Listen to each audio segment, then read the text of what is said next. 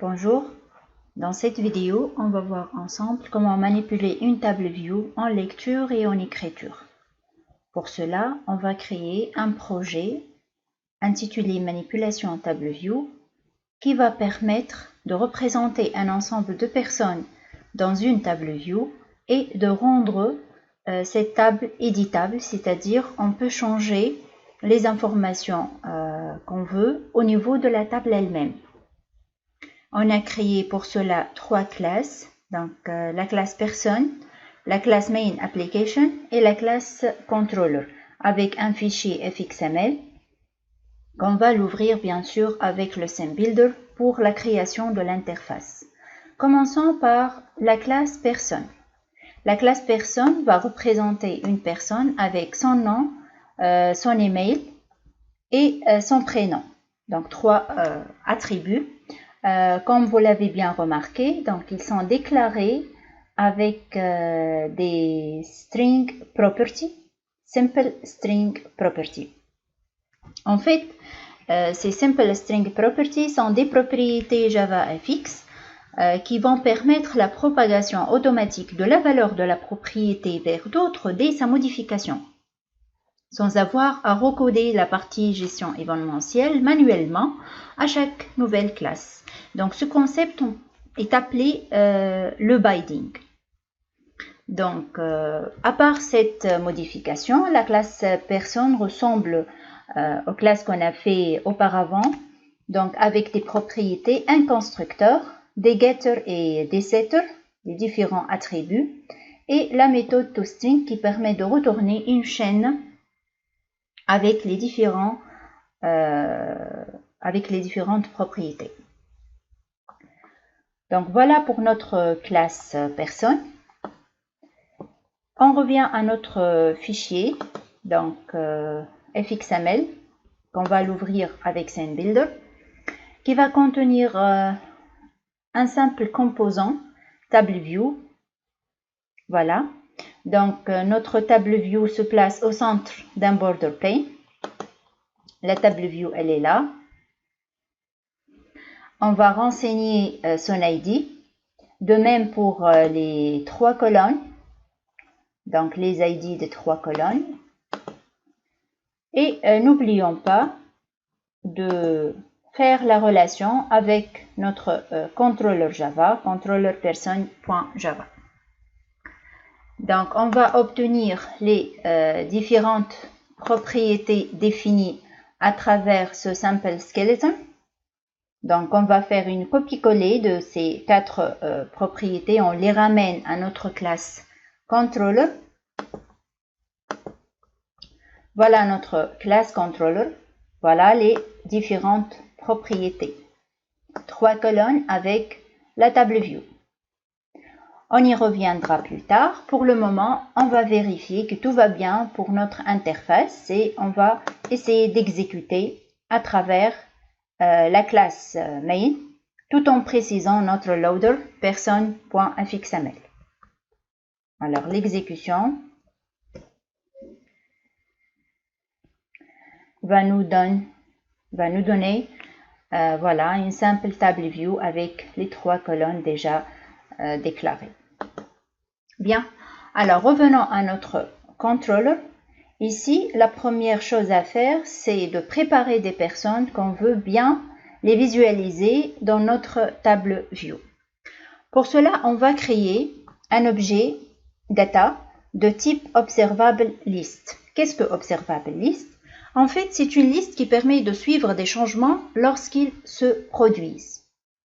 Et bien, cette observable list, elle est récupérée à partir de la méthode observable_array_list de la classe fxCollections. Cette classe utilitaire qui contient des méthodes statiques et elle permettra à travers ces méthodes les mêmes objectifs qu'on a vus lorsqu'on a étudié des méthodes du package java.util.collection. Alors, on va alimenter notre liste par quatre personnes, des instances de personnes avec un nom, un prénom et un email. Une fois notre data est prête, on va passer à la définition de la méthode initialize, cette méthode qu'on a de l'interface initialisable. Qu'est-ce qu'on va mettre dans notre méthode initialize? Donc, on va faire la même chose pour les 3 colonnes. On va appeler le set cell value factory.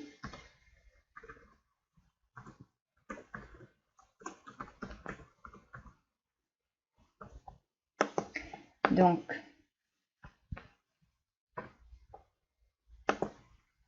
set cell value factory, new property value factory. Sur quoi? Sur les objets personnes et le type de la colonne est de type string, en précisant la colonne correspondante à la colonne nom, donc c'est bien first name. Voilà, c'est first name. Alors, qu'est-ce qu'on vient de mettre à travers cette instruction? Donc, ce set cell value factory permet à chaque colonne de définir une cellule contenant la valeur correspondante à l'attribut de l'objet qui va être passé en argument au constructeur property value factory. Ici, l'attribut c'est bien first name. En d'autres termes, si on établit un lien entre notre colonne de nom au niveau de notre table view avec notre valeur qui va représenter une cellule de cette colonne, la valeur de l'attribut first name. Et on va refaire cette relation pour les deux autres colonnes qui restent. Donc la deuxième colonne, c'est la colonne prénom.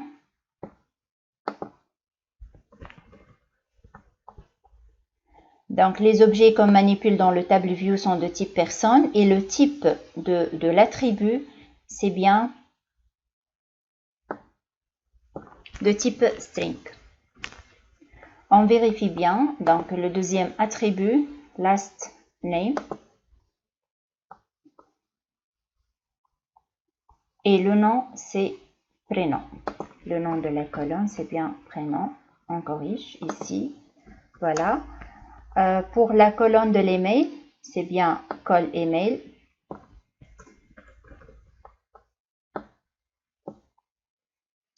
Et l'attribut correspondant au niveau de l'objet, c'est email.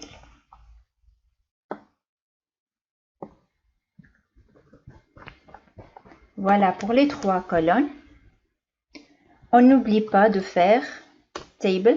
On va appeler la méthode set items pour alimenter notre table par les données qu'on a déjà spécifiées. Donc le set items, voilà, qui va prendre l'objet data.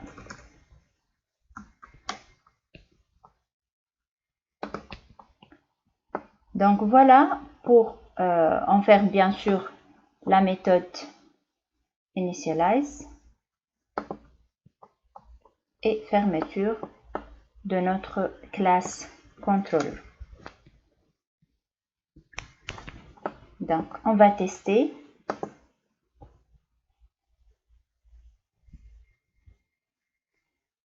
Voilà.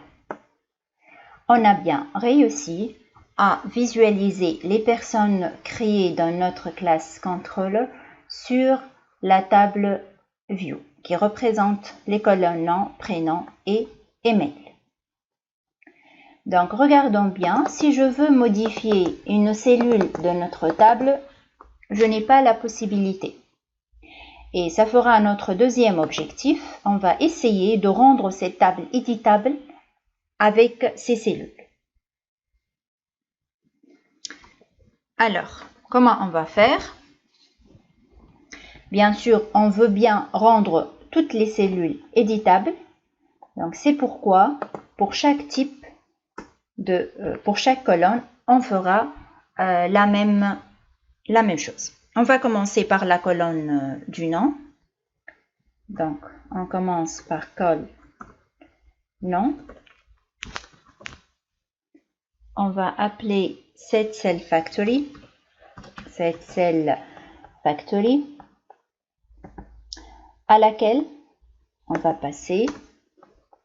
Donc, la valeur attendue ici, c'est un text field. Donc, un text field table cell for table column. Donc, voilà, for table column.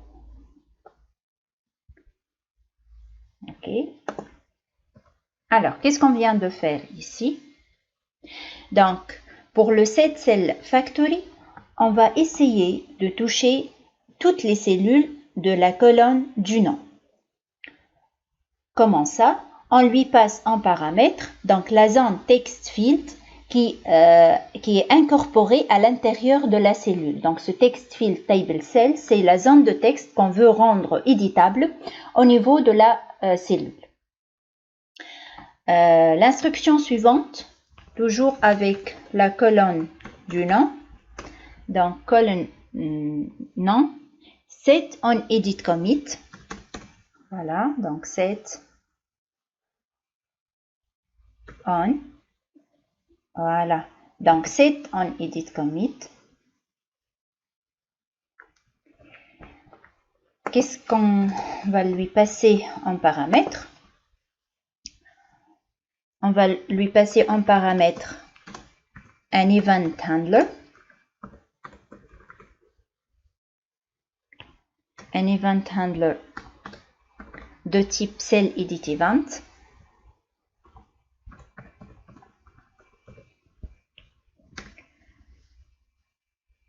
Donc, sur des objets personnes que nous sommes en train de manipuler et le type string de la colonne.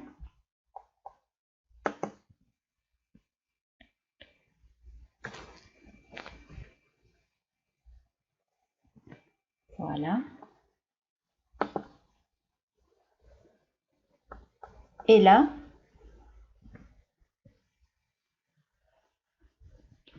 on va bien sûr appliquer la méthode event handler. Donc, notre méthode handle. Voilà, ça manque bien sûr la description de la méthode qui va être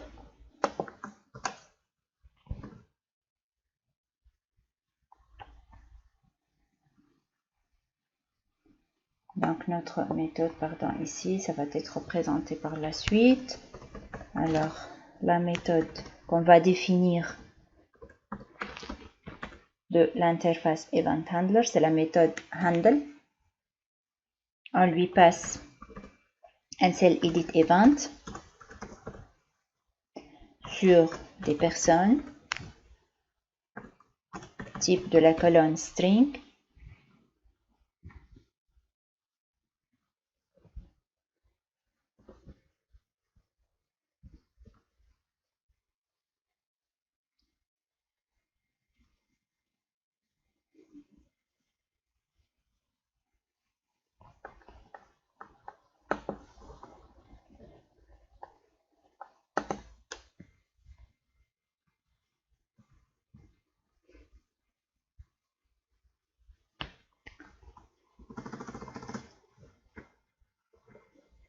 Alors,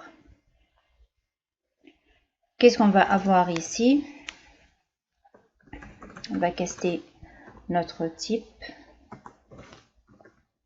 Donc, ce type d'événement. Et là, on va récupérer avec le get table view. Voilà. Donc, get table view on aura besoin de get items.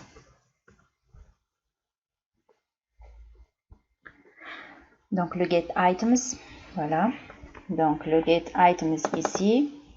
Donc get items point get l'objet spécifié, get table position. Donc get table position. La position ou bien l'indice. Donc l'indice de l'emplacement. Récupérer, get row, voilà.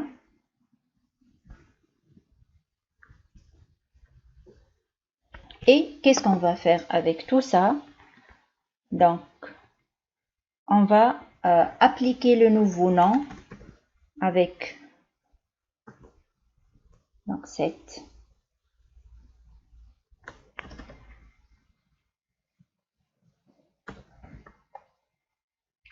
La valeur, la nouvelle valeur récupérée avec le get new value.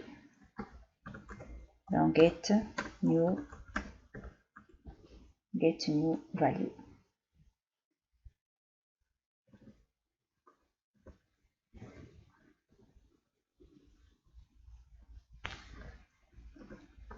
On valide par le point virgule. Et là, on va avoir donc nos deux accolades.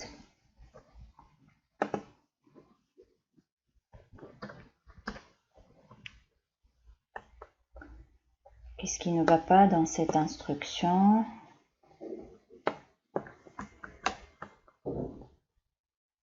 Donc ici,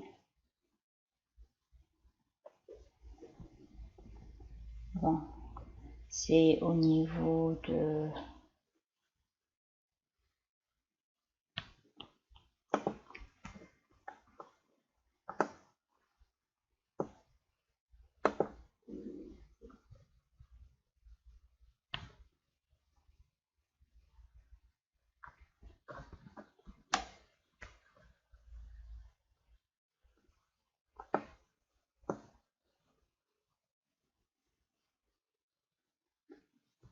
donc la méthode.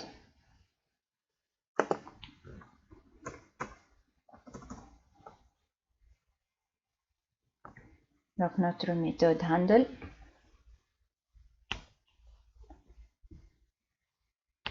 Ici, une personne.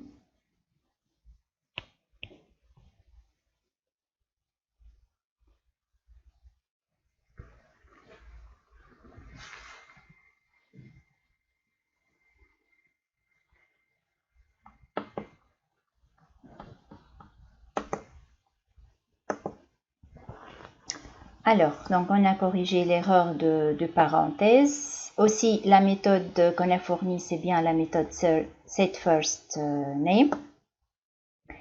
Et avec ça, on a terminé cette partie. Regardons bien si on arrive à rendre la cellule de la colonne non éditable. Donc, on va faire un petit test. Donc, voilà. On va essayer de cliquer sur la colonne non. Non, elle n'est pas encore éditable. Donc, qu'est-ce qu'on doit ajouter? On doit ajouter la valeur true pour rendre éditable table. Donc, c'est pour cela on va faire un table, point. Et on appelle la méthode setEditable à true. Donc, voilà. On va préciser. Donc, d'abord, on va vérifier le nom table avec un T minuscule. Donc, T avec minuscule. Ensuite, là, c'est la variable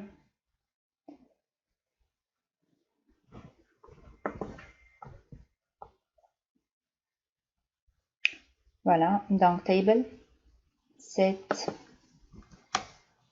editable set E majuscule set editable true.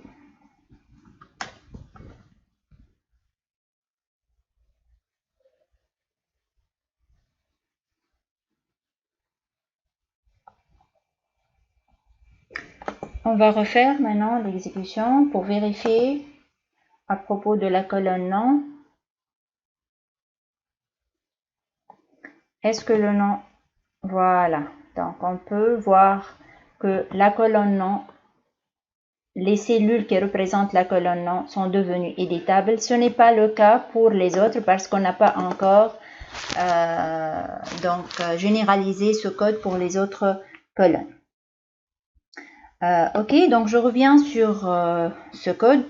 Je reviens pour dire que pour chaque colonne, on va faire un set on edit commit. En fait, ceci définit la valeur de la propriété on edit commit. Et le on edit commit, c'est un gestionnaire d'événements déclenché lorsque l'utilisateur valide avec succès son édition. Donc, il va prendre comme paramètre une instance de l'événement event handler, événement déclenché lorsque l'utilisateur veut effectuer une modification sur une cellule de la table, ce qui est représenté par le cell edit event sur les objets personnes et string. Voilà, donc on va refaire la même chose pour les autres colonnes. Voilà, donc en ce qui concerne la colonne du prénom, donc la colonne du prénom, voilà. Il suffit de modifier ici le nom de la colonne.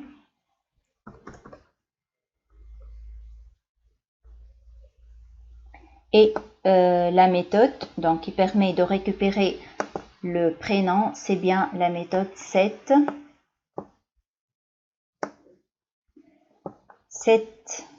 last, plutôt qui va modifier. Donc, set last name qui va modifier le prénom. Par quoi? Par la nouvelle valeur saisie dans la zone de texte correspondante à la cellule, qui est récupérée par le getNewValue. Et de même, dans call prénom,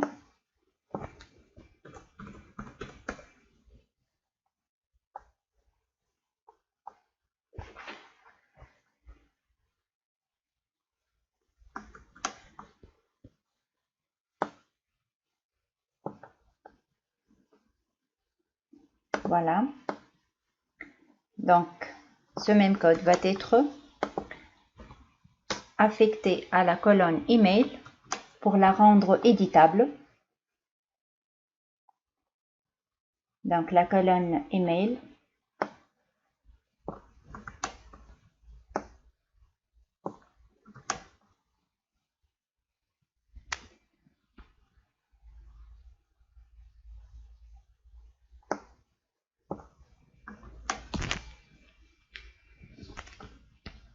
N'oublions pas de changer la méthode qui permet de changer la valeur d'un email qu'on a appelé setEmail.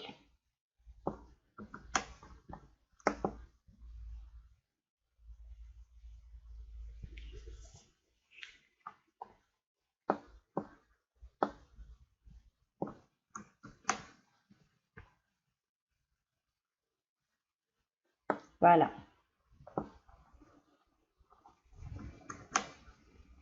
On va tester.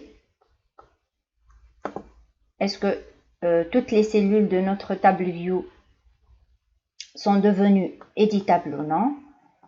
Donc voilà, donc pour le nom, pour le prénom et pour l'email.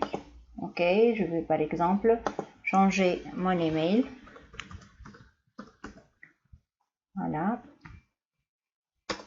Valider par entrée et voilà, l'email a bien changé.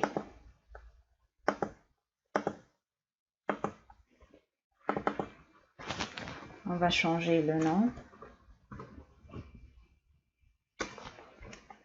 Et voilà, le nom a bien été changé. Voilà donc en ce qui concerne la manipulation d'une table view. En lecture, on représente les données sur une table view et on essaye de modifier ces données directement à partir de la table view. Merci pour votre suivi et à la prochaine vidéo.